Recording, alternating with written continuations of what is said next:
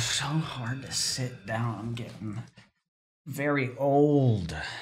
Yeah, you're ancient, man. I'm ancient, man. Like, fuck. We've been... I'm older, right? How many days again? Are you the 13th? Yeah. Okay. Yeah, that's what I thought. I know that. I know your birthday. It's coming up, man. I'm coming. 25. I want the world to know. Are you at that point where you have to subtract the year you were born from the year it is now? Do you think I can subtract 1997 from another number that is not also in the 90s? No, I am not born. Well, with a calculator. I just kind of guess. I don't know. That's what I usually do. And we're not even that old. Well, you saw last week. I did. There was a moment when I was talking about wine and ages and being sophisticated, and I entirely forgot that our birthdays were coming up. And you were like, did, and I was like, well, again, once you hit a certain age, the birthday's not as important. Just like I was talking to my uncle recently, and he was asking for Christmas present ideas. And he was like, hey, when you get this, you got to act surprised. And I said, well, I mean, of course. But and he said, sorry, I have to call you. I was like, well, once you hit a certain age, you kind of get yourself most things. You don't really know, people don't really know what you want. And so it's either gift cards or I don't know, it's not really much.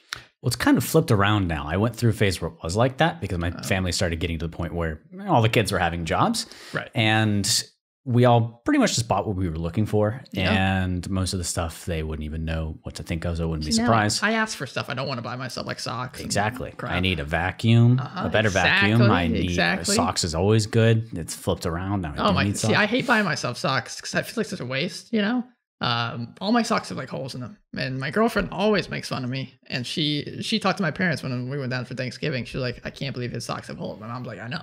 It's kind of nasty. That's what I've been telling him. Yeah. What do you mean it's nasty? You got holes in your socks. What's wrong with the holes, man? Well, you wear socks to protect your shoes from getting all stanky, but if you've got a rupture in that defense... My feet are always stanky. No amount of shoes or no amount of socks is going to prevent that. That's really unfortunate, Ryan. I must say. I'm sorry for your loss. I was talking with some other friends who... are Asian of descent, and there are a few Asians who genetically just don't sweat and don't have BO.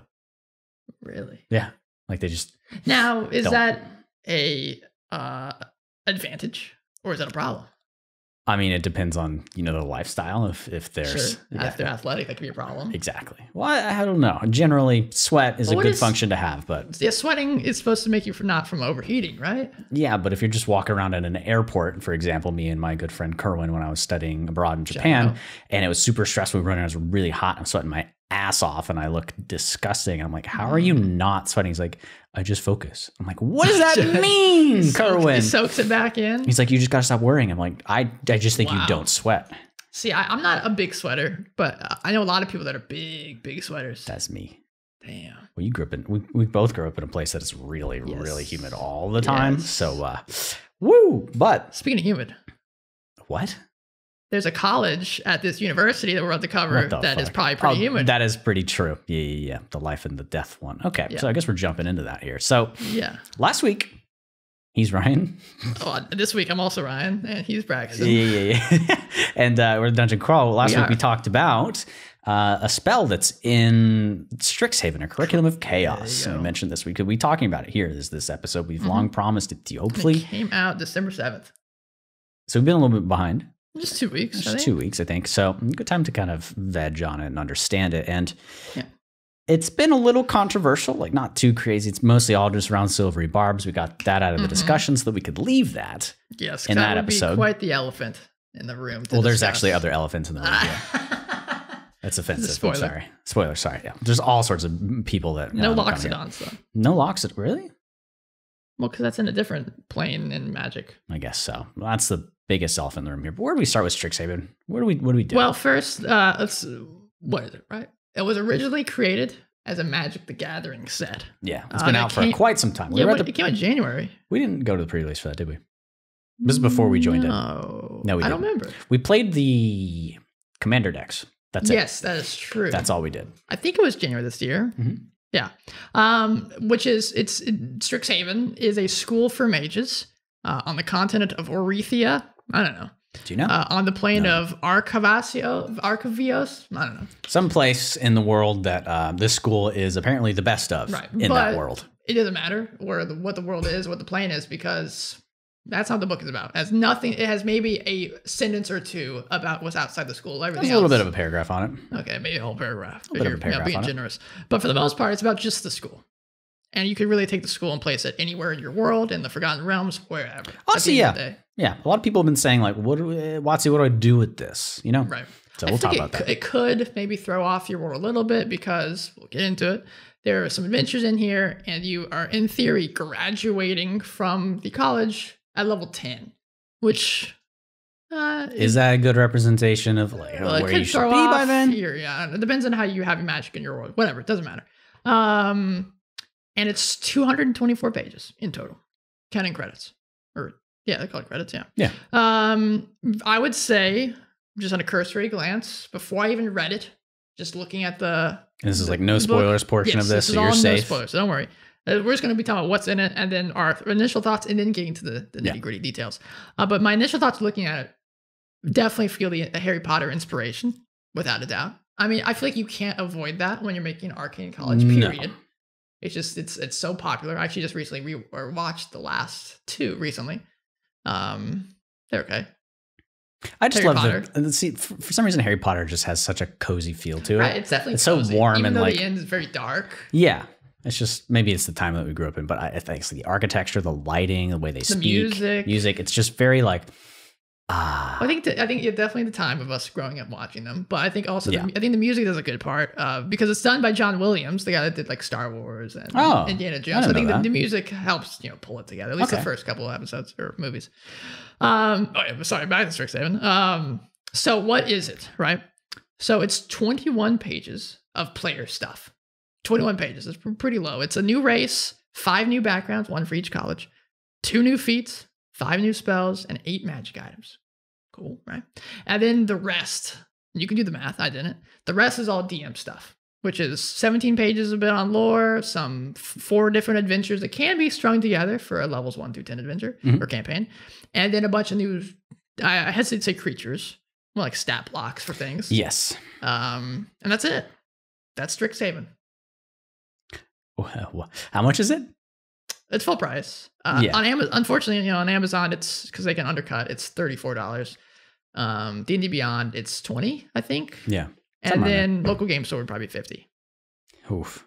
Go support your LGS. I don't care. Buy something else. Yes, if you're interested, I would definitely support your LGS. But if you're only interested in parts of it, then buy on D&D Beyond. But let's get into the initial recommendations before we get into spoilers. And we usually break this up into like 2 different sections. Recommend for DMs and recommend for players. So keep that in mind. It's strange. I think agree. When you're playing a game or a movie and you get kind of a side story, usually it's pretty exciting, right? Like, yeah, let's experience this so we kind of stand alone. Maybe it's not connected to what we do majorly. Like a side plot. Like a side plot. I mean, and this is like the B story and like a sitcom or something. Yeah. This is definitely that. I don't agree that it is impossible to put this in your world. You can reflavor and say, hey, this is the large academy in our game, et cetera, et cetera. Yeah. I don't think there are options in this that are universal to players that they're going to want to say, I want this. I talked to Kenneth a bit. The backgrounds for being students are very powerful, and they really revolutionize definitely the best the spell lists. Backgrounds, yes. So it's going to be hard not to have these be like the end all be all, like, holy hell, I want to use it. Reminded me a lot of Pathfinder backgrounds. Yeah. They're actually impactful to pick them. Yeah. So from that perspective, it's really interesting to have those. I think useful, but you could buy that portion of the book if you wanted. Ultimately, I don't think the adventure is worth it. Right. It's very, very linear, and you ultimately could get the setting for any sort of academy, go with some of the systems and rules they make for beating characters, for the spells that they've gotten, and the general overall structure. I would recommend you make your own campaign in it. Yeah. So I don't think you should. I don't recommend this book for players or DMs. I'd say probably definitely not for players. Definitely not for players. Book for 17 pages. So I'm interested in running this myself. I feel I'm predisposed to enjoy the school setting just because I watch a lot of anime and a lot of stuff is in that area. Harry Potter also is just very nostalgic for me. I was genuinely enjoying reading the first part of it, getting the lore, and then going in. I lost a bit of interest in how linear the campaign is. If you're interested in running a school setting and learning how it could be run, maybe not necessarily amazingly or poorly, give this a look. I'll give it like a soft yes, I'd say. Okay, a soft little. But this is not something you should buy over like fizz bands or Tashas or Volos. I guess, and if the setting doesn't pull you in, like with Harry, but like you love Harry Potter, you love some school anime, some college stuff like that, then I would definitely it would not be your top of your list. No, if you're on the fence. Candlekeep is a similar type of book. There's not as many player options, I would say, but it's some options with a lot of quests. I think this is better than Candlekeep. I would venture to say. But yeah, soft recommendation. If you're out of stuff to do and you want a school setting, jump into it. Sure. Okay. Yeah, so I think the adventure is appreciated. I kind of break this up into 2 sections. I'm glad they put it in. My good, my meh. Yeah, I think it's appreciated. I think it makes, for me, the setting easier to manage, to like make sense with. Yeah. I think normally we're kind of opposites here. Normally I don't think I would ever utilize the setting. And I think the adventures at least give me things I could steal from to put in my own games. Right? Okay. I like the NPCs that they bring in. I think they're very colorful and very unique. Probably the warmth from these things. Yeah. Sorry, I'm a cat that's sat between for audio listeners. I could see myself stealing NPCs to put in my own games. Right. The backgrounds, like you mentioned, I think are the best to be released so far. And I think while they are obviously watching the cat climb over. There's a no cat limit area. There, slowly crawling over there. I think the backgrounds are, of course, highly conducive to a Strixhaven base campaign. But I think with some slight tweaking, they could be in all games. I think it definitely would. You'd have to work with your DM a bit. Work with your player a little bit to make it work. But I think you could do it. But couldn't you say that about everything? True, but these are like specifically as you level up, you get access to more spells. Obviously, the way they make it work in the campaign and Strixhaven is you're learning those right in that college. That is very true. Real life or in I don't know. I feel like people throw around the "I can't use this in my world" thing a little too much. It's like where's your limitation on creativity, Mm-hmm. And I feel like a lot of people don't think they could put it in like. Maybe your group they're all adults and there's a different world setting. Like I agree, but you would definitely have to tweak session 0 and like where are we and how we're starting. Maybe your player has gone through the college already. You guys are starting at level 10 and they have these things. So that's definitely one way to do it, but a really standard way. But yeah, I don't know. I always agree. A lot of stuff that comes through from WotC, Fizzbands in particular. There's been things that have given me inspiration. And 100%. Portions that I could see stealing. I just wouldn't recommend, like, if you're going to buy one book right now that is structured like this, I wouldn't say Strixhaven is the one. I agree. Yeah. Which brings me to my meh, the stuff I don't like as much. I think if you don't like an arcane college, this will not be for you. That's what this is, period. Yeah. End of story. A lot of things feel like we were saying, it's not like it's like slightly specific to the setting, at least to an arcane college type setting. Mm-hmm. Secondly, because this is not a straight adventure like a Strahd or a Storm King's End or whatever, it's not as strong as I think it could be. I think they've split themselves between making a setting and making a campaign and tried to meet it in the middle. And I think if they'd stuck to one or the other, I think it would have been a lot better. Mm-hmm.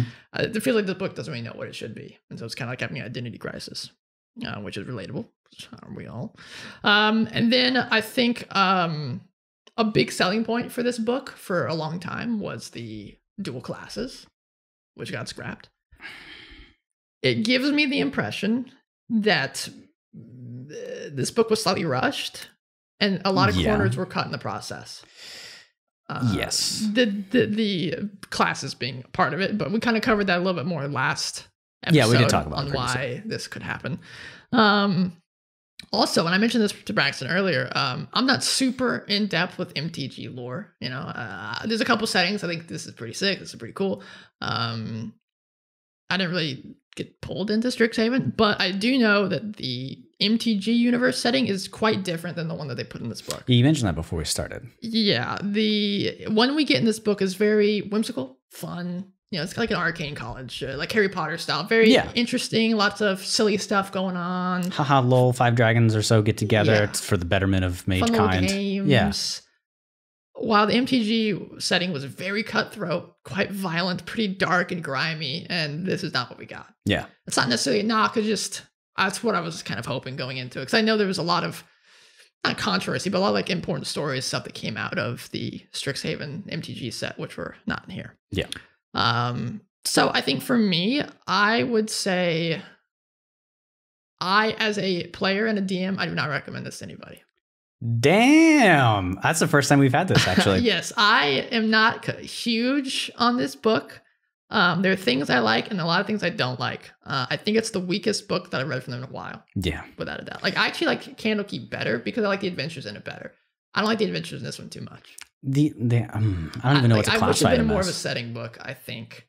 And I honestly, I just wish they'd picked one, to be fair. Because Candlekeep was kind of both as well.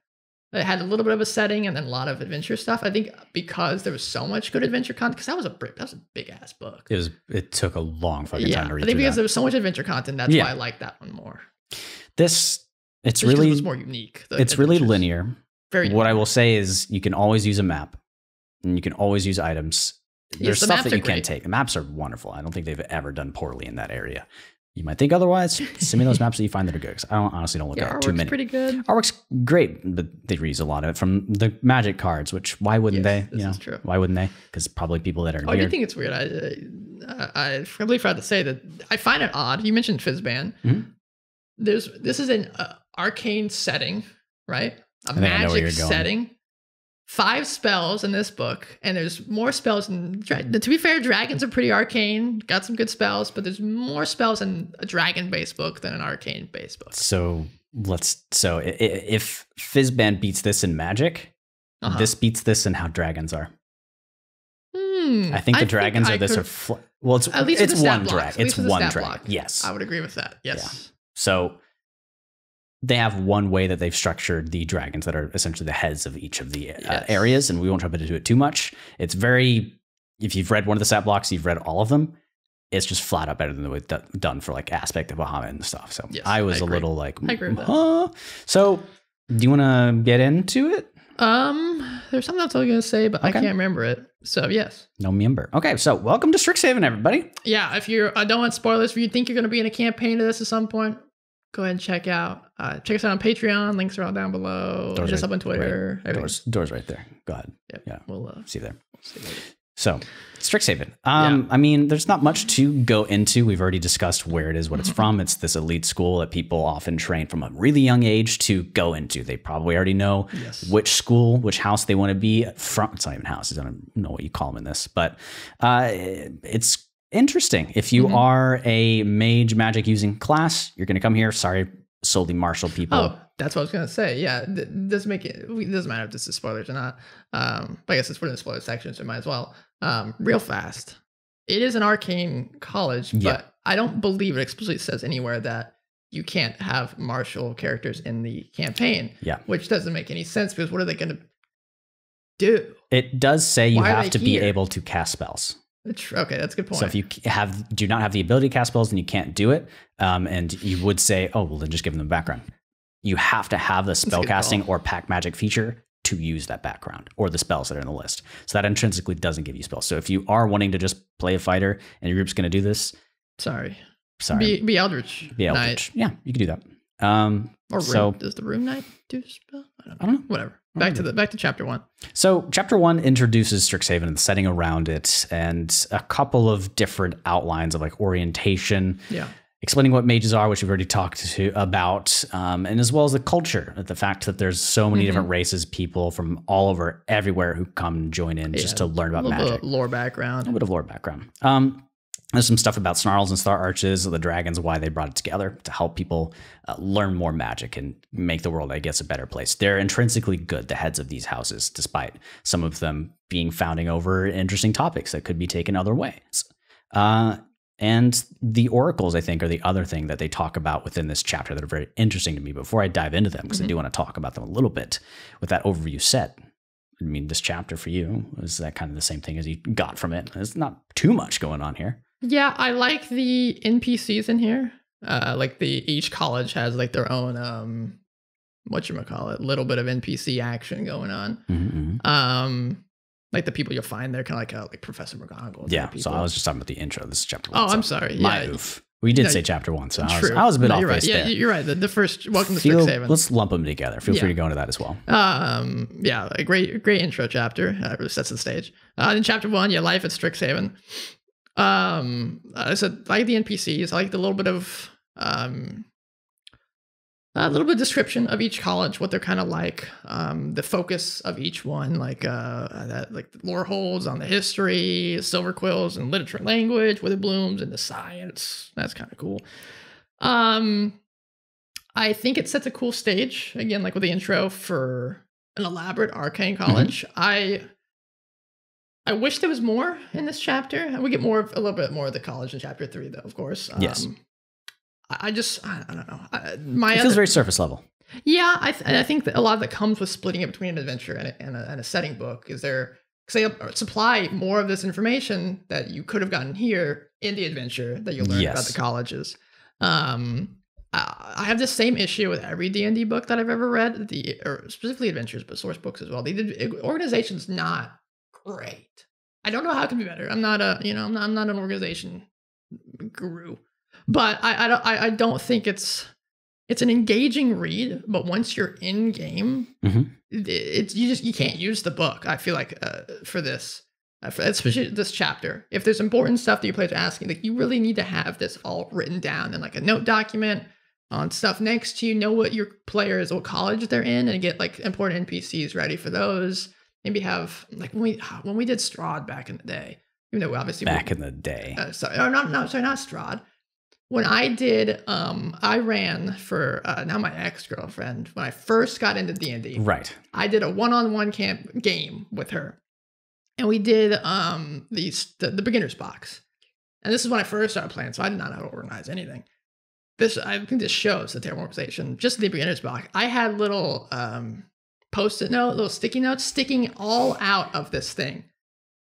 It had small little things written on it, so I know, okay, if they go here, open up this one. If they go here, open up this one. And I think for those books, I feel like you need to. Remind me to talk about sticky notes at a later chapter. Oh, no.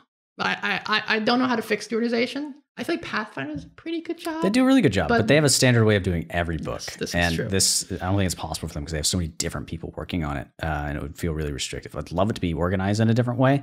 And I mean, there's a great chunk of text, and each of the schools themselves are organized within the context of this chapter. The map in there for each college. The maps are amazing. The art really gives you a sense of scale. Like if you're not showing these pictures to your players as you're going through, I don't think they'll get the same sense of grandeur that this is really portraying. Like these are immaculate locations. But it's nothing crazy, I would say. Cool. Get it started. For a DM, I think this is really useful, but this isn't the stuff that you're going to be immediately sharing with your players all at once. It's going to be like for if you want to run a school well, it's like a massive city. You need to know all of this right away at the moment to be able to A, prep your players on what they should know before they go in, and B, when they interact with NPCs, yes, you have slack to go in the book and jump in, but I think this would be amazing because there's so many people here that want to interact, that want to learn, that if you can't get that moment of, hey, I'm going to pull over a student and see what they're learning about. I feel like this is not hard to run, but the skill ceiling for what you can do here to make this feel really lived in, a lot of it is housed in this first chapter. Yes, I completely agree. Yeah. And I do like that they give you like the faculty, the NPCs I was talking about, because kind of like you were saying, it's like, I want to talk to this. I want to talk to this teacher I see, or this professor I see walking by, and you're like, "Oh shit, I didn't prepare anybody." And you just open up the page, X, and you got Plarg, the Dean of Chaos, or something. You got something there you can pull from quickly and just kind of understand who they are and get some a little bit of RP action. Yeah. Do you think it's kind of a knock on the school system, the fact that every student in each house has two counselors, kind of the heads of the schools, and each school has two very opposite things within the same kind of Venn diagram that they learn about. I don't have it right in front of my face at the moment, but these two counselors will literally give conflicting advice to the student. And it's kind of similar to counseling. You don't give them the answer. You give them the tools to be able to solve and think through their issues on their own. So it works, but it's like one counselor will say, hey, learn about all this war and shit and go kill people and do the same thing that they did. And the other one would be like, nah, you got to learn from history. Did you listen to the counselor? Don't fucking, it's so toxic. Makes it interesting though. I mean, it would be fun to learn about that, but I think the strongest thing in this chapter definitely is the different characters. Yes. Without a doubt. Can I talk on one thing that's in the You can. intro before we go in? Is they almost have a paradox. So they do. They directly address it, actually, with the, is it Mystic? What's the like head mage's name? Where is it at? Founding Dragons. Oracles. So the head of the whole school is known as an oracle. It's somebody appointed by the dragons to be the most skilled user of magic in this entire area. It's very similar to a lot of other places. You've got your Dumbledores, you've got your Archmage and Skyrim, whatever they're called. When they die, they turn into these massive creatures known as archaics. Yes. That speak in cryptic riddles, and they know all this shit, and people seek them out for their knowledge. These archaics are oracles who have died, and when oracles die, they are rebirthed at the beginning of time as an archaic. It hurts my head to think about. Every archaic that will ever exist and will be born is already born. So my friend T, who's in our Discord, actually was like, wait a minute, then wouldn't there be an infinite number of archaics? And then for a second we were stumped. I was like, yeah, hold on. I'm like, what? Then I went, wait. No, and they kind of address it. They say every archaic who will be born has been born. So if there is not an infinite number of archaics, the school or the world stops or dies at some point. Because that means an oracle either just is living forever, or they've stopped having oracles. So if there's like 85 archaics, because you don't know how long an oracle is going to live, it could be of any race. It could be a race that lives basically for forever. So think about that. And an oracle that is in the spot now, if I was one, I would be going and saying like, which archaic is me? You know, trying to find. That's why we need more lore and setting stuff in here, because it's interesting. It's not like it's bad content. It's just there's not enough. That pulled me in. I loved that. It was a lot of fun. That's all I would care about if I was playing in the settings. I want to go seek these oracles and like talk about that, because being that's existed from the beginning of time. Could be you.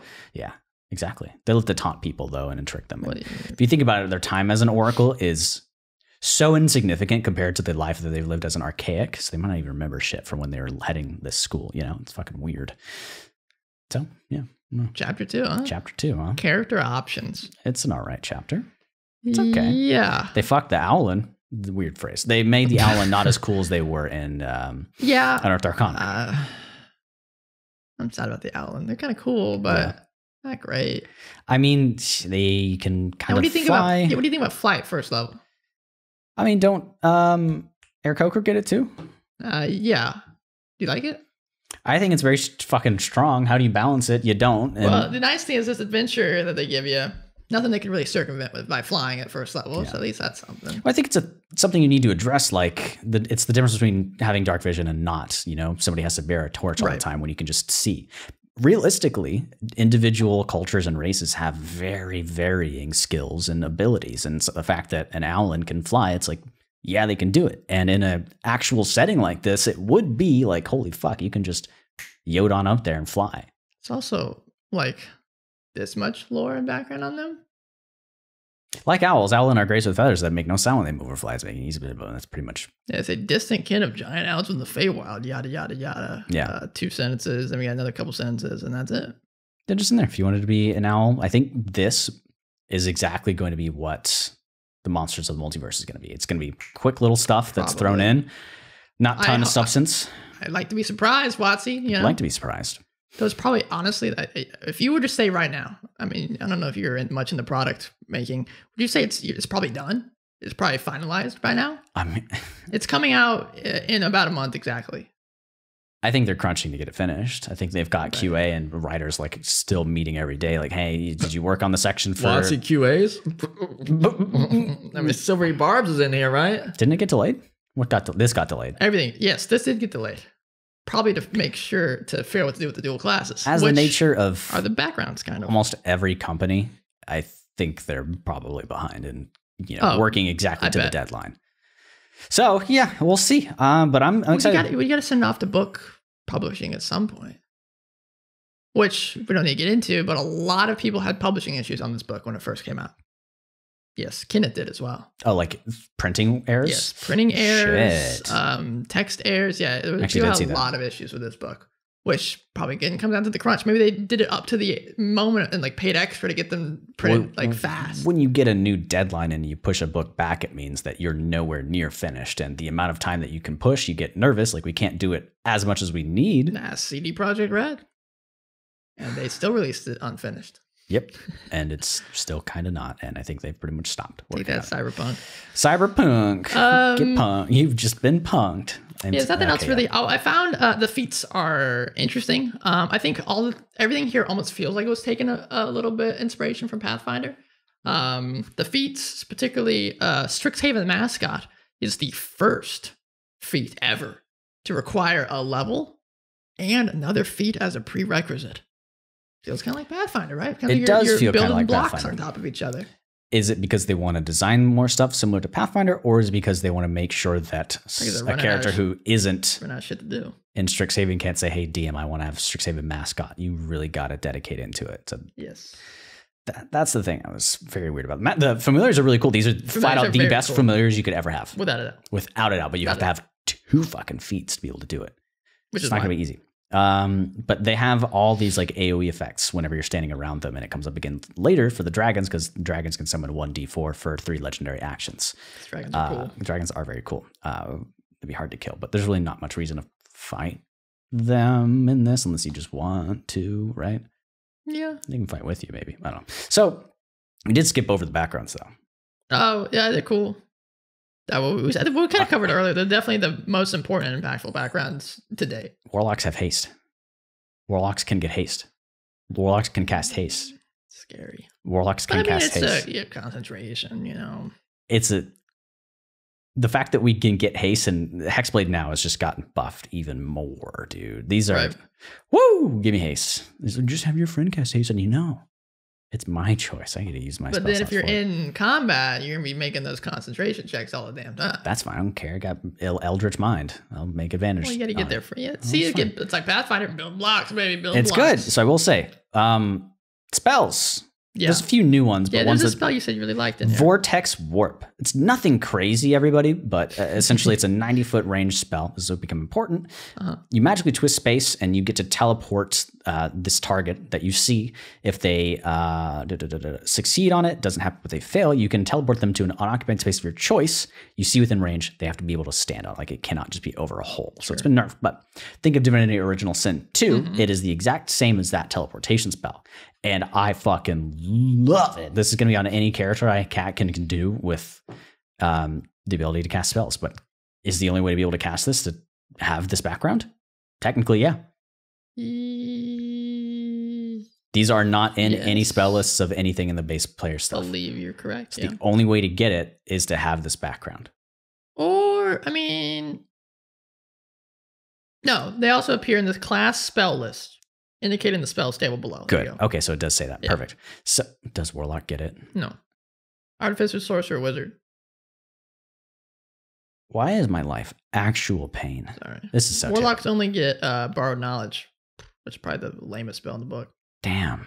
Sorcerer, Wizard.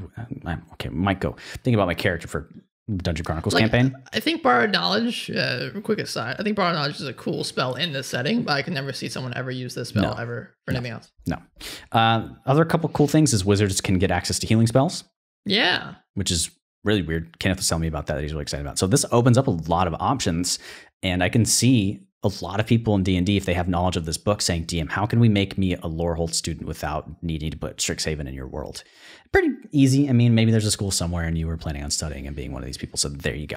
Or you just say, fuck it, and you can cast those spells. To your eyes there. Yeah, really interesting. So Silver Quill, OP, they get silvery barbs. Silver Quill is the best group. Sorry. If you want to watch our take on silvery barbs, go to the last episode. Yes. Pretty good episode, huh? The final thing I want to do is, we don't talk much, but personality traits and like trinkets for each of these, they literally all read like tweets on Twitter. I've mastered using the art of humor as a defense, and I always have a charming joke ready. Where's the entropy shit? Come on. No one knows about the all-nighters I pull up to keep my magic looking effortless, and I'm going to keep it that way. I'll say whatever I need in order to maintain my high social status. So you put in your Tinder profile. It's literally what you put in your Tinder profile. One that was my favorite that I think is really fucking cool. It's my favorite one on here. It's for Quandrix. A crumpled test on the theory of gravity manipulation with a failing grade on the front of the name on the front with the name of a famous Quandrix professor. That's You pretty good. somehow got their failed gravity papers. And it's like, that could be really cool interaction here. These are all more than just tools for the player. It's like seeds for a DM to weave them in. They don't have as much background like upfront, but there's another one about like, the whole world's going to go into entropy and it doesn't fucking matter. Sadness. And then there's That's like, how I feel general life. Yeah, there's cute things like in Silver Quill, let me see, a stylish silver pen that references a famous series of novels about warlocks. Oh, yeah, of course you like Harry Potter. Got warlocks in it. I mean, it's just a bunch of cute little things. Like I genuinely enjoyed reading through these. It's very like modern humor, modern culture. It's not standard D&D fare. Yeah, I think the writing in this is definitely a plus. I think it's geared towards a younger audience, 100%. Yes. I think I wrote somewhere in my notes that this feels like something that you could run for a younger kid. It's like how LOL's so relatable, That's kind of what I feel about it. The spells, Silvery Barbs and Vortex Warp are pretty much the only ones you're going to care about too much. Yes. Magic items. And they're cool. Flavorful. Oh, this is crazy. Bottle of Boundless Coffee. Yes, I love that one. I wish there's more of these. Like, I love the mundane magic items from Xanathars. Yes. I love that list. Because if a place has a high magic population, there's going to be silly magic items like this that just exist for people to help with their day-to-day life. But can we talk about how much of a problem this thing would be? Caffeine addiction? Granted, you can roll a d20. If you fail, it doesn't dispense anymore for an hour. I guess it's a wondrous item and it's common though. Actually, there are prices on it somewhere. It does not say here, actually. It's 100 GP. That's kind of pricey. That is actually very expensive for a student. You get like 15 gold whenever you go through your second or first year or something like that. True. But that's chapter 2. That's all the player stuff that you get. It's not a ton. But the next chapter is, I think, really important. It says school is in session. School is in session. But this is really to prep the DM on the systems for the adventure to come. The adventure to come. There's going to be exams that you need to run, and they're very simple. Jesus. There's extracurriculars that your players can take part of, which will be relevant depending on where in the adventure you are. They might have access to a certain part of a stage if they're in like the drama club. Mm-hmm. There's literally a tabletop RPG club as well. How meta, Lamau, WotC, so funny, quirky. And then there's jobs as well. You student, you got to pay off your debt. Yes. And relationships. Yeah. Interesting. I don't like the relationships. Yeah, I was going to ask you explicitly, how do you think of the implementation of what they've done? Think Dragon Age and affinity gauges and friendship levels. This is what this a la carte kind of is. So I'm biased because no matter what it is, what system, how they've done it, I absolutely hate relationship points in anything. What was it? Like faction points as well. D&D has done that before. Mm-hmm. I despise it. I think it's a silly way to measure it. Why not just be a person and be like, oh, you treated that person well? Okay. They might be closer to being friends with you now. Yes. I think it's about accessibility because not a lot of people are comfortable just naturally moving into. Yeah. And I mean, it gives you a place to remember it because you can write it down on a little sheet. So I agree with you, but I think that's because you and I are really RP forward. Right. Kindred spirits. Yeah. Kindred spirits. We're really RP for our friendship meters. In this case, be it too. Nice. And for this, it gives players full control to quantify and move things without being like weird to think about. Hey, DM, I want to romance that person. Some of you definitely are like that. I'm looking at you right there. You love romancing people, finding hot dates, stuff like that. Definitely something to cover in session 0. Yeah. Make sure, is this something you're comfortable with doing? Right. You could just remove the third level where you could have a beloved and just have good friends or rivals. So it puts control for the players to decide and help the DM decide which characters are going to be showing up in what parts of the campaign to make sure that it feels relevant and there's some buy-in. Oh, I love that guy. I'm going to go talk to him. Of course, I'm going to go do this portion of the campaign that's really railroaded. Yes. Otherwise, how am I going to be interested in it? I think my other issue with it is I think it's tough on DMs. This is not just talking about the system itself, like the +1, -1 kind of stuff, but also taking it to this many places in the adventure where they're like, this relationship, if someone, this random NPC could show up, it doesn't say what NPC. You as a DM have to pick someone that they have a relationship with. You have to know everything, either good or bad. Mm-hmm. And I think that requires a lot of DM prep to be ready for that. Of course, I love those random NPC interactions, but I will prepare it ahead of time instead of if you're just running the adventure as written and it says NPC relationship can show up here. I feel like if I wasn't prepared, I would just probably pick the same one over and over again because that's just what's fresh in my brain. So I feel that's a bad way to do it. I understand what they're going for. Kind of a improv feel of who the players like is who's going to show up, or who the player doesn't like, that's who's going to show up. Yeah. Instead of just someone random. I think it sets the stage. You know, you've got the orientation. You can give kind of decent descriptions of people, you know, what they're doing, what clubs they're in, where they are. So you'll have an idea of which characters they might be likely to interact with. Like if all of your players are wanting to be Silver Quill and they all want to go into a certain club, like, okay, these students are going to be showing up here. I think you should probably know which ones you're already going to do off the bat. If not, when you do the orientation, you give descriptions, whichever ones they gravitate towards, bam. And if you're in a certain area of the university, you can bring them up, but it does suck. It's like, this isn't a wieldy book. Whenever you're going through these portions, it says, please replace a character. You do have to be prepped, right? It's very, very correct. Oh, it stresses me out just to think about. Quantifying and putting a number to any sort of relationship is rough. It's not a yes or no thing. And it is kind of funny. The system of it is literally, player, how did you feel about the interaction? Would you say it raised or lowered it? It's like the DM doesn't even decide. It's like they could say, I hate you so much. Oh my Lord, get out of my face. She's like, you know what? I want to make them my best friend. It puts it all in the power of players, which is interesting. Cool. Cool. I don't know.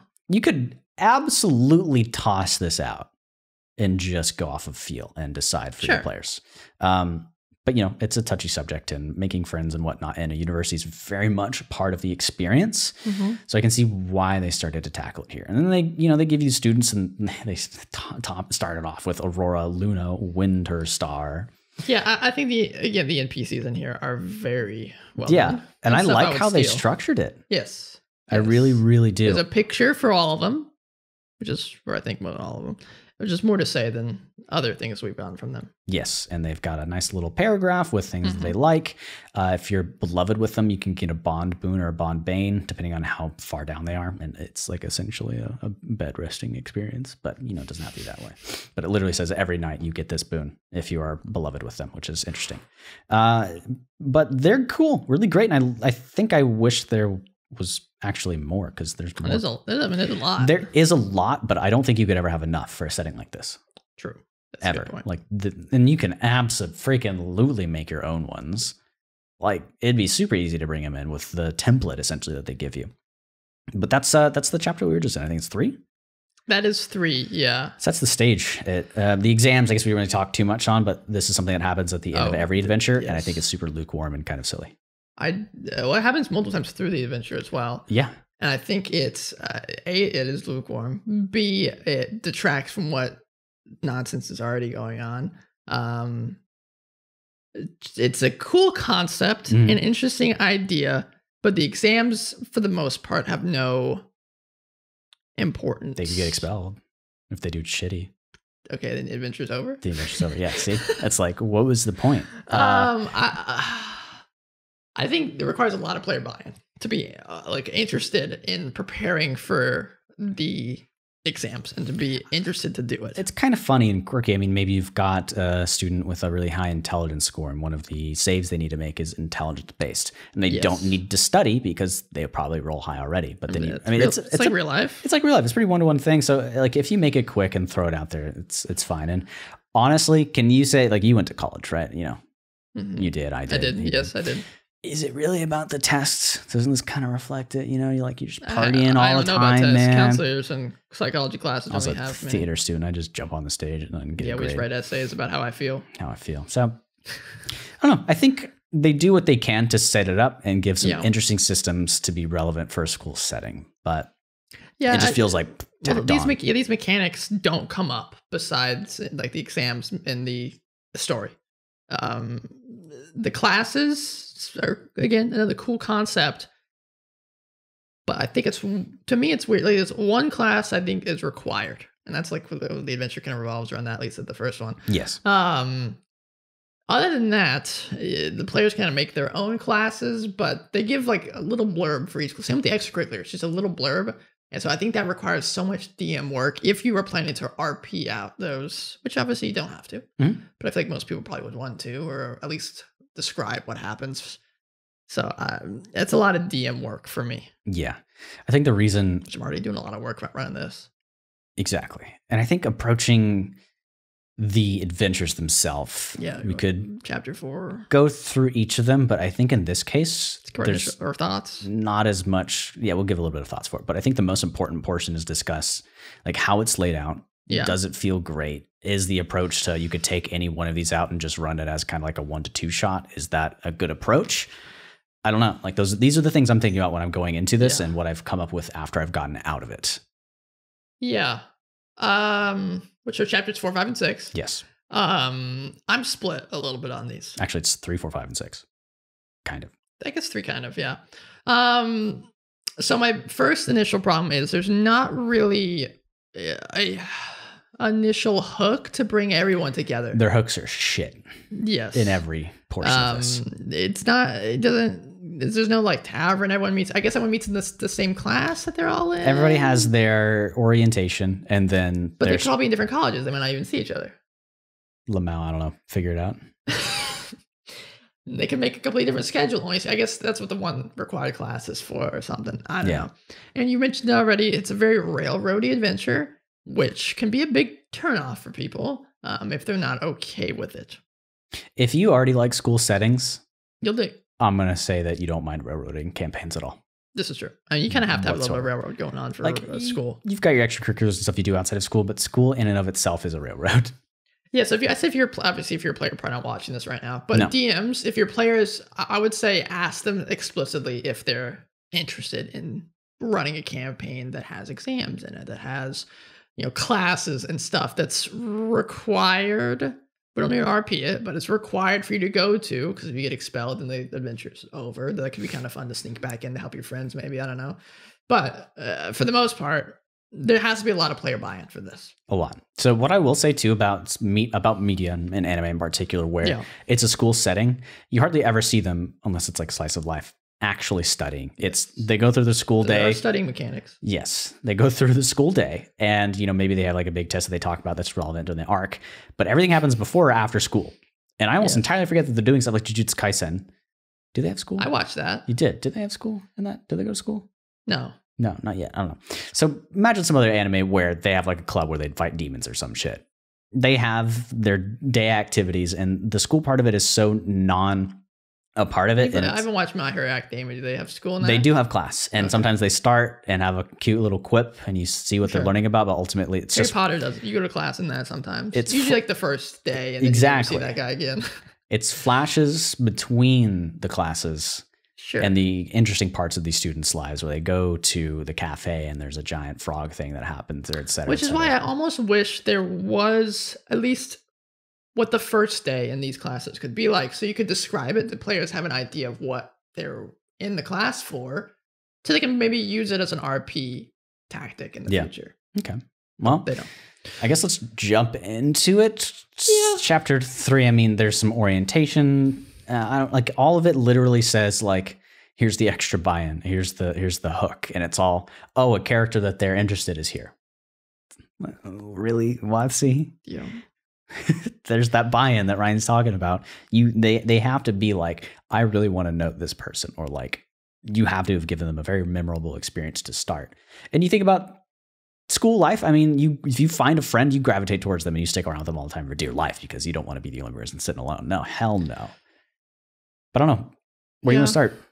I mean, I guess we could go into depth. I don't want to. But no, I don't want to either. I think we should just kind of do a summary of how we feel about the structure of it. I don't think the actual content's that important. No, I don't think... So there's no consequences, first of all, is what I do want to say. If you die, there's a lot of ways to get out of it. Yeah. People show up, save the day. In the early chapter, they say the main consequences are getting expelled and like sent to detention.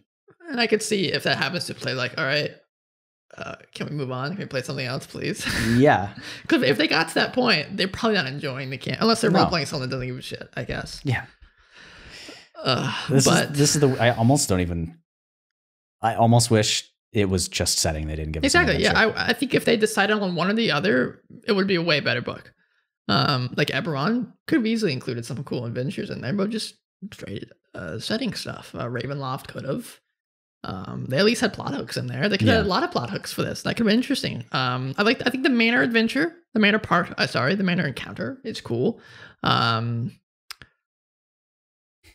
That's about it. I don't like the chapter 3 adventure. I don't like the chapter 4 adventure. I like the chapter 5. I hated the stage one, the Rose whatever theater. Is that the Mage Tower one? No, Mage Tower is interesting. That was the most exciting one, but that's literally like tournament arc. See, that's my least favorite one. Yeah. My favorite. Oh, Rose Stage. That's the first one. She like. I don't hate the first one. I didn't like it at all. I don't like it. I don't like it at all. I don't like Mage Tower. I like the Masquerade one. Why do you like Mage Tower? Let me tell you why I don't like Mage Tower. That's the one I do want to kind of go into because I think it's the quintessential like tournament arc in every school setting that everybody's like, "Ooh, let's go." See, that's why I don't like it though. Exactly, it's lazy and it's always just easy to put in. Why you dig it, but I don't love it that. I think the concept of the tower itself, so the game, the tournament, whatever, I think is intriguing. I think the mechanics are terrible. So it's literally just you roll a die. They could have done. I mean, they could have done so. It's like they could have done so much more. It's an arcane college. You know, they have spells that you have to cast. Because, I mean, it's like you said, you have to be able to cast spells to get into it. Yes. So we choose spells that at least someone in the party could have. Someone in the party is going to have this spell. So you have to be able to cast this spell on this object to get through. Like I'm kind of thinking about like Harry Potter 1, the finale type stuff. That each player, each character has a specific ability. That Hermione's smart, so she knows don't move in the ferns, whatever. You go through them. Harry can fly, so he can do this part. You know, everyone can do something, right? Yes. That'd be cool. Of course, it's a little tough when you don't know who's gonna be in the party, but I think the sing off part is not good. I don't think many players would enjoy it. No. I'd be gladly proven wrong. I would love to see players singing and getting into it, but I don't think this is so weird. What if everybody's in like Prismari, not Prismari, I think is the one that does this, is in one of the courses that does not have some sort of literature based, the war and architecture, war and archaeology history one. Yeah. It's like, what if everybody's in that? Like, I don't give a fuck. And it's literally the start of almost every one of these adventures is DM. You know that character they really like? Have them say, guys, there's a sing off. Let's go. It's so stupid. Every single one of these starts that way. It's like, I mean, yeah, that's kind of how school would be. Like friend X says, hey, there's a karaoke game session going on like on Tuesday. You want to go? I'm kind of okay. And then you find something else to do, which is why I would say if the party doesn't like it, then this whole section of the chapter, okay, toss it out. Just gone. And I honestly think that would be okay. Write your own thing. The reason why I hate this chapter so much because I don't like the story at all. But to be fair, there's really not a much story in this campaign. What do you think about the big bad evil guy? Don't like it. He literally is just a nuisance. Yes, I don't. It's very much a Voldemort situation. I'll keep this light, I guess, for no Harry Potter spoilers. I don't know, but it's literally he just wants to thwart the school because he went through it and doesn't like it himself either, so he just like puts this mysterious eldritch liquid in places. I can see a player being like, fuck yeah, I hate this school too, man. Yeah, like sure, I'll do it as well. I don't know, I'll help out.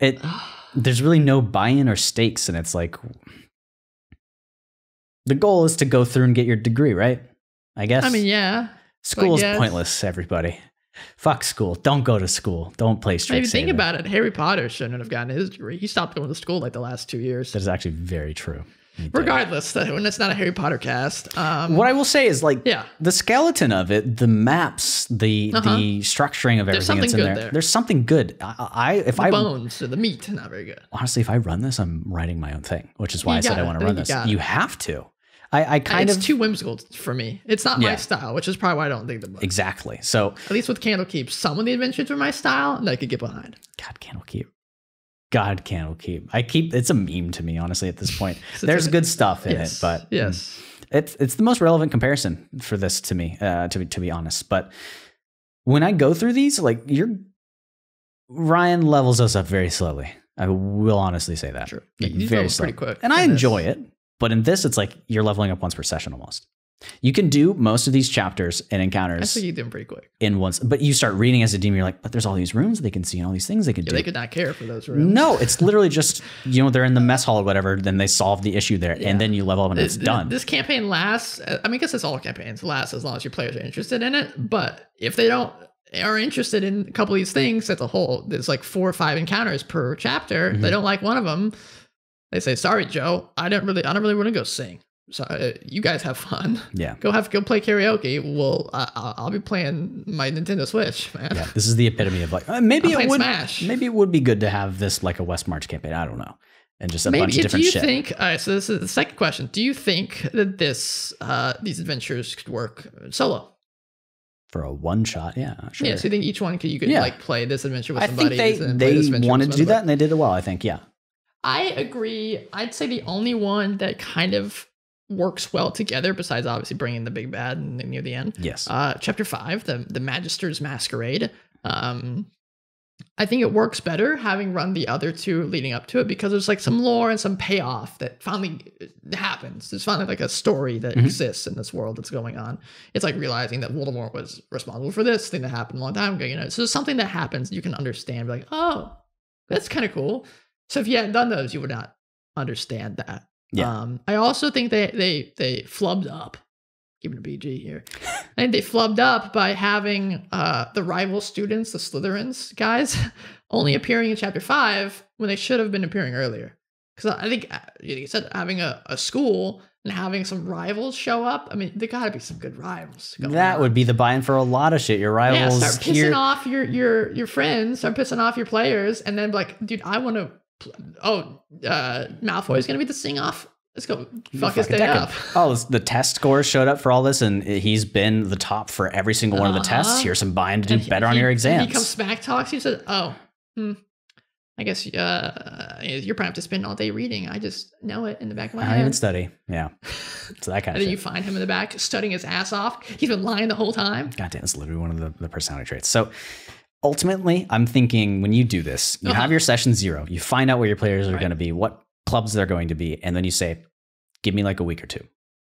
Write the campaign, prepare, relevant to what they're doing, prepare and create it, and use some of the systems if they want to use the relationship thing. Make the exams more fun and a little bit more critical. Like, you're gonna have to figure out. Oh my god, I would love to actually have like classes, and you teach the players something, and then you have like a little bit of an exam. They're like, because you know, as a player, you love when you are asking me like, I should know this. I should know this. And you're like, okay, roll a history check. But instead of rolling a history check, you just like, as a player, you should have known this. You were in class. Yeah.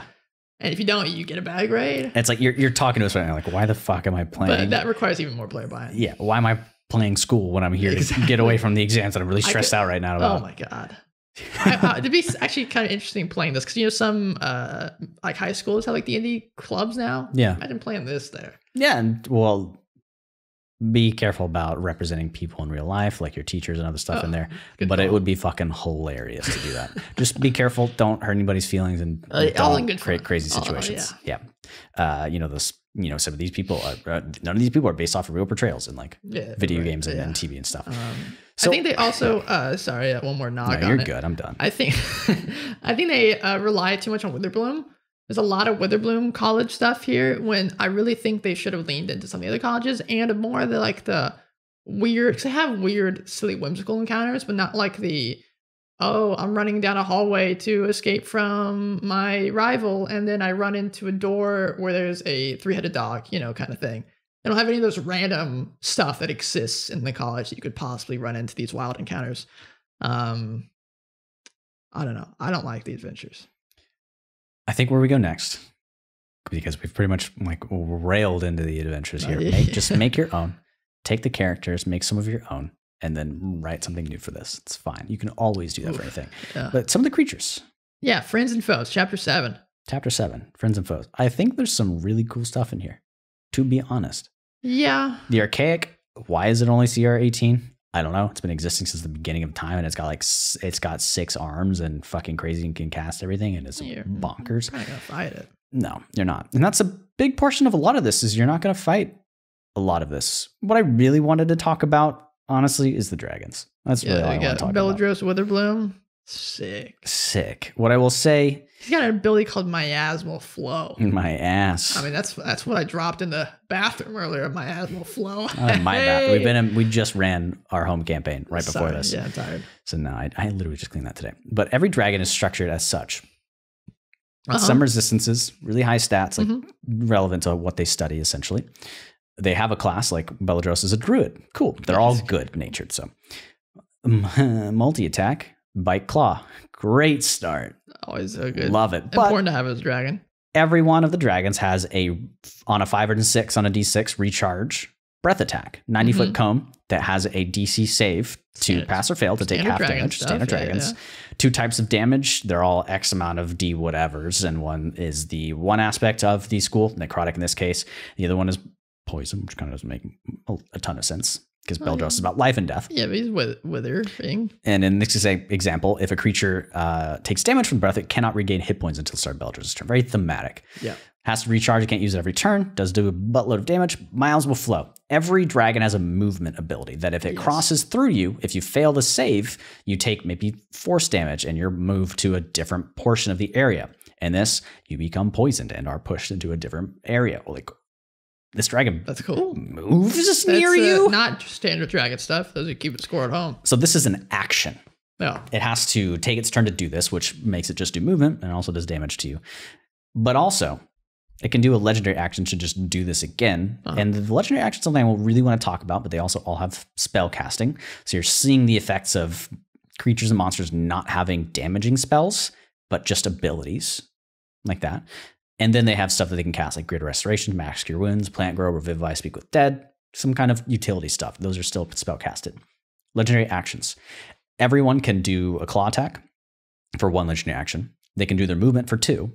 Or they can spawn mascots, 1d4 of them, within 60 feet around them. And I want to say, like, the pest mascot has regeneration where it heals at the start of every turn. And at the start of its turns, it deals 2 or 1d4 piercing damage to any creature grappling it or that it's grappled.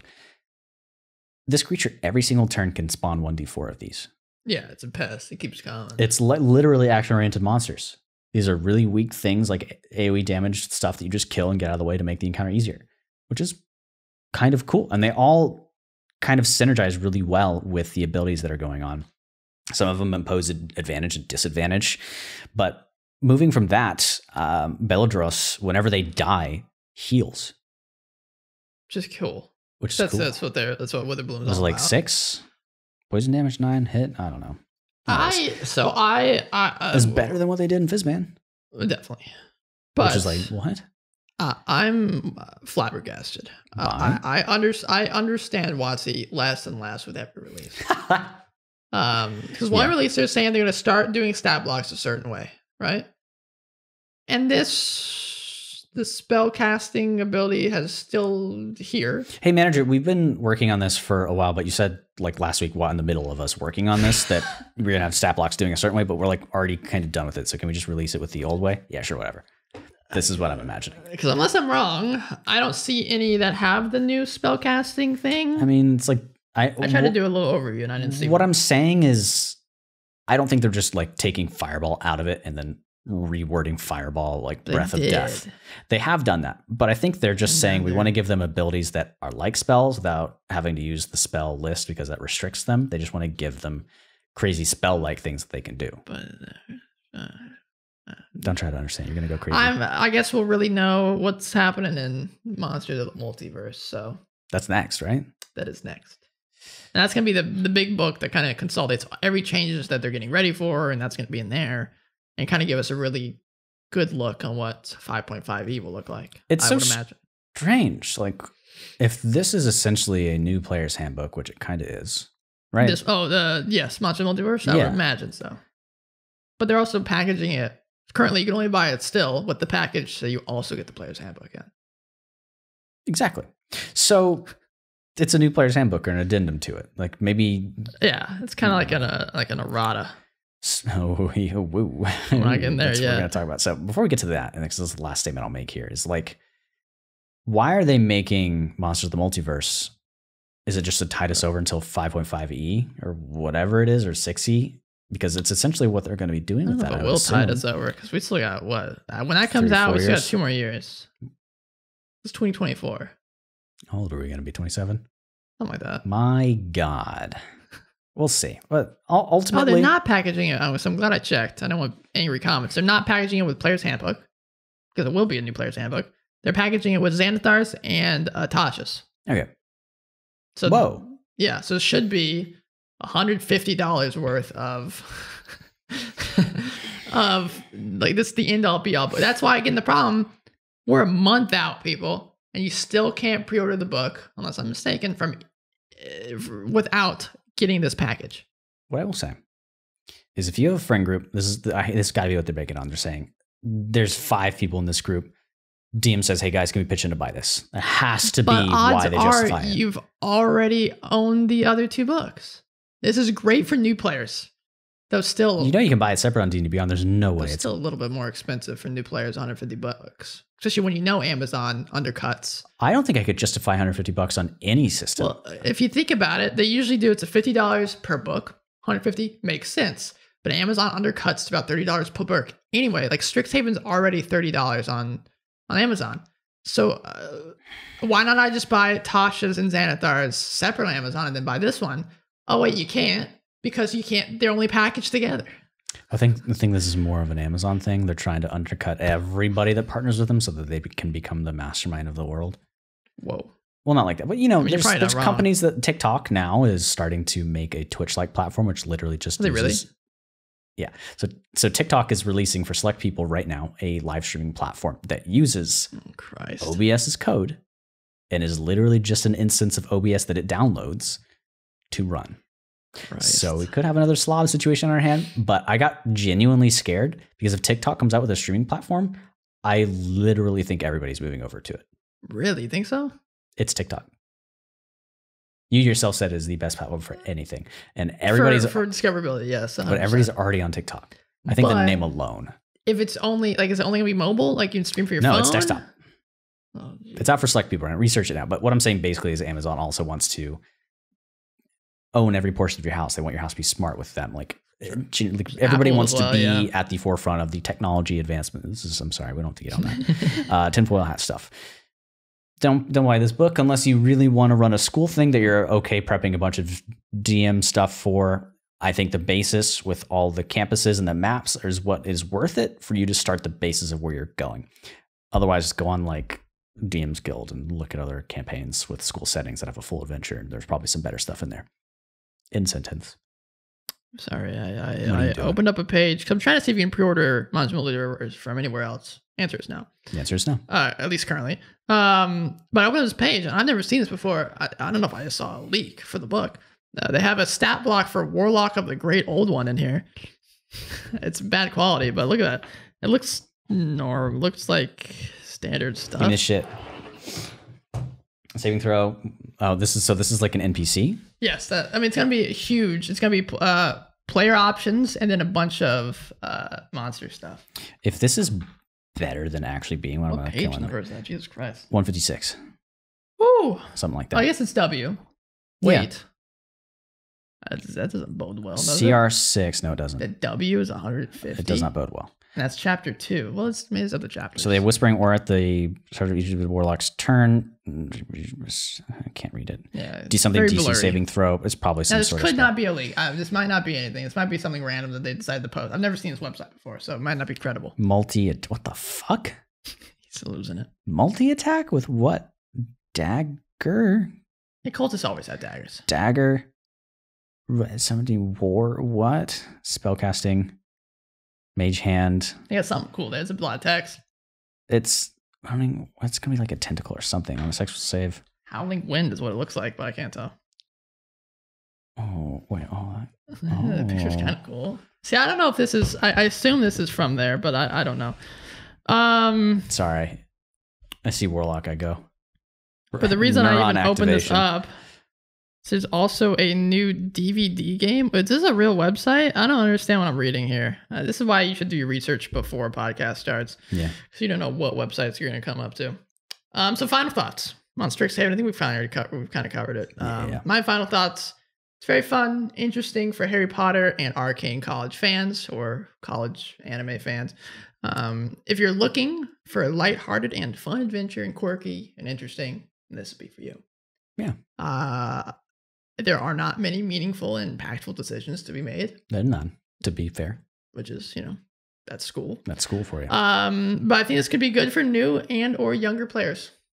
Yeah.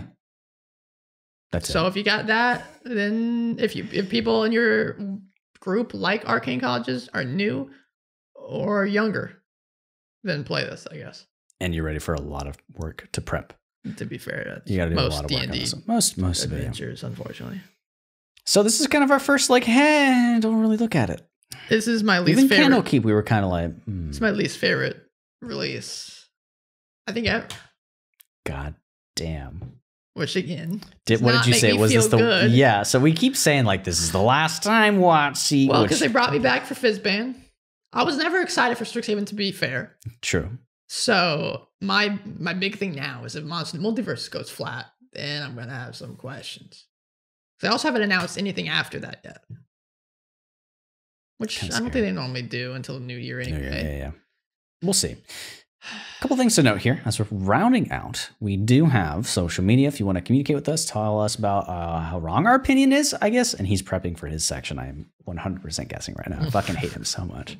At Dungeon Crawl Pod for Twitter and Instagram. If you want to jump into our Discord, we might soon start streaming his home game that we've been doing for the past 3 years. If you want to be really confused as to what the fuck's going on, but you just kind of want to see how we DM and stuff since Dungeon Chronicles. You could very much be like, we added a new friend in, our good friend Justin, and he's in your same boat. No idea what's going on.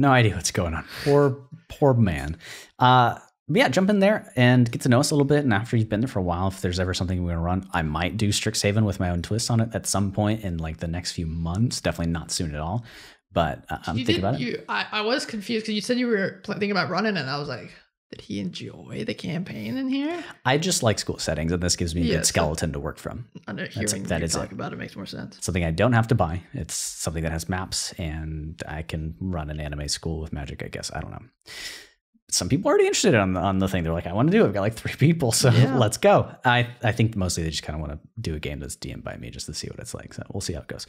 But that is in the link tree below, which also houses in that link tree after you join the Discord. If you feel like supporting us on Patreon, we do have one of those. We have some lovely supporters right now, or I think one. Scrolling across the screen. Thank you very much. Thank you still. You've been supporting us for quite a bit of time now. Many thanks. We're sleepy. It's 12 o'clock at night. It is. I don't know. But that's pretty much all I've got outside of Gmail, the dungeoncrawlpod@gmail.com. If you have some email inquiries, whatever needs to go in there, send us an invoice, for the thing. What do you have? How do you do, you fellow kids? Come on over to Apple Podcasts. Oh, okay, he's just going. The cool kids rate us 5 stars. And I know you're a cool kid. Join our sick club, the Dungeon Crawl. Yeah. When you rate us 5 stars. Write down into the reviews, say, hey, Coach Ryan sent you. And you're in, pal. Get some rest. It's probably Monday. I don't know. Hope your Monday didn't suck. Next time, we'll probably be talking about some of the errata stuff that's been going on. Yeah. It's there's a lot of errata. Your book that you own right now may become a collectible because it has information that no longer is printed. Yes. Let me double check. I don't want to lie to you fellas, you lovely people. We probably will not be on next week, right? Because of Christmas. What is the Friday, Saturday, Sunday before what we usually would record? Christmas. Christmas Eve is Friday. Saturday is Christmas, and the day after Christmas. If you think about it, we might both be there. Oh, it's like an hour and a half away though. That's true. Yeah. So we'll probably be off next week. Yeah, but you'll be off anyways. You're not listening to podcasts on Christmas. They'll be on Christmas. So we'll be back on January 3rd. We'll be talking about the errata and the new year. There's probably a lot more information about what it is going on and what's happening. They did have a little bit of an update. Someone got on their Reddit and said, someone that worked for WotC got on Reddit and said, this is what our errata is about. So we make sure we'll talk about that as well. Is this episode usually when we would have done a best of year, or? We should do that the first, yeah. We should do the first. Okay, so we'll probably couple that in with that and talk about WotC as a whole. I don't know. So we'll see. So we'll title it as errata, and then after our rants, we'll talk about the best of. We'll end our anger with happiness. Yeah, hopefully. And then Dungeon Chronicles come back at some point in the year. 2022, the year of the Chronicle of the dungeon. Yeah. Again, this was supposed to be the year of the What was the year of the crawl? We got set up here. We did, honestly. It was a lot of popped off with Pathfinder. It was a lot of work, a lot of new people come over, so we appreciate you. Yeah. Hell yeah. But as always, he's been Ryan. He's been Braxton. Thanks for crawling. You took it. Thanks for doing the crawl. We're the Dungeon Crawl. I'll see you guys next time. Take care. It's not Sunday yet. I'm going to edit this. Goodbye. I'll see you later. Don't forget to eat your vegetables. No, don't eat the broccoli. Broccoli's really good. We'll talk about this off camera. I have some beef to pick with you. Disgusting. The beef? I thought we were talking about vegetarian stuff.